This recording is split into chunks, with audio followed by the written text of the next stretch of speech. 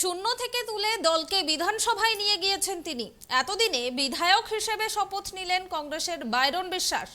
সাগরদিঘি উপনির্বাচনের ফল ঘোষণার 20 দিন পর বুধবার শপথ গ্রহণ করলেন বাইরন বিশ্বাস।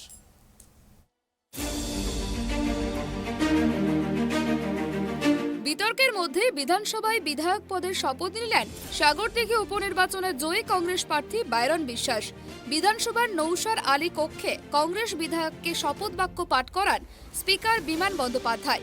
শাসক দলের তরফে উপস্থিত ছিলেন মন্ত্রী সন্ধ্যারানী টুডু, বিজেপি বেশ কয়েকজন বিধায়ক উপস্থিত ছিলেন।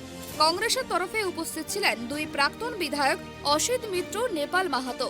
আসলে কংগ্রেস বিধায়কের শপথের পরেই তাকে বেঞ্জিরভাবে ফুল দিয়ে অভিনন্দন জানানো হয় বিজেপির তরফে। একগুচ্ছ ফুল দিয়ে কংগ্রেস বিধায়ককে অভিনন্দন জানান বিজেপির 3 বিধায়ক বঙ্কিম ঘোষ, সত্যেন রায়, অম্বিকা রায়।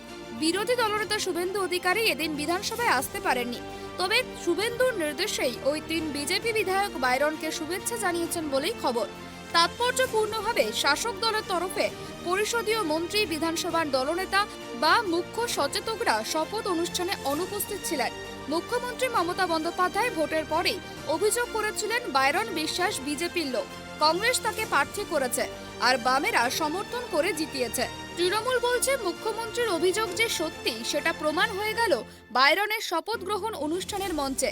যদিও বিজেপি সূত্রে বলা হচ্ছে এটা নেহাতি সৌজন্য বিনিময়।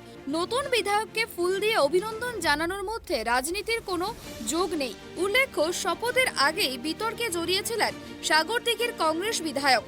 তৃণমূল কংগ্রেস নেতা সঞ্জয় জৈনকে গালিগালাজ ও প্রাণনাশের হুমকি দেওয়ার অভিযোগে তাকে অবিলম্বে গ্রেপ্তারের দাবি জানান তৃণমূলের রাজ্য সাধারণ সম্পাদক কুণাল ঘোষ। শপথ নিতে যাওয়ার পথেই তাকে গ্রেপ্তারের দাবি জানানো হয় তৃণমূলের তরফে। যদিও শেষ পর্যন্ত বাইরনের শপথ নির্বিঘ্নেই মিটেছে। Bureau report, tribe TV. নিশ্চয়ই নীতিগত বিরোধ তো আমাদের আছেই, তবে অ্যাসেম্বলির ফ্লোরে শুনুন, বিরোধী নেতা যে হয় সে বিরোধী নেতাটা যত বিরোধী এমএলএ আছে সবার নেতা, এটাই নিয়ম আর কি, যেটা বিধানসভার মানে আইনে বলছে। তো সুতরাং বিরোধী নেতা বিজেপির আছে, যেহেতু ওদের সদস্য সংখ্যা বেশি, অতএব উনি বিরোধী নেতা। তার আন্ডারে আইএসএফ আছে, তার আন্ডারে কংগ্রেসও ঢুকে গেল। এটা গেলো একটা দিক। আর দ্বিতীয় হচ্ছে আমাদের নীতি আলাদা, আমাদের সিস্টেম আলাদা। সরকারের কোনো ইস্যুর ব্যাপারে কোনো যদি আমাদের বিরোধিতা থাকে, কংগ্রেসের একমাত্র বিধায়ক হিসাবে তিনি কংগ্রেসের যে নীতি, কংগ্রেসের যে বক্তব্য সেটা বিধানসভাতে তুলে ধরবেন। তার জন্যে কোনো বিজেপির সহযোগিতা বা বিজেপিকে সঙ্গে নিয়ে আমাদের তুলে ধরার কোনো প্রশ্ন নেই।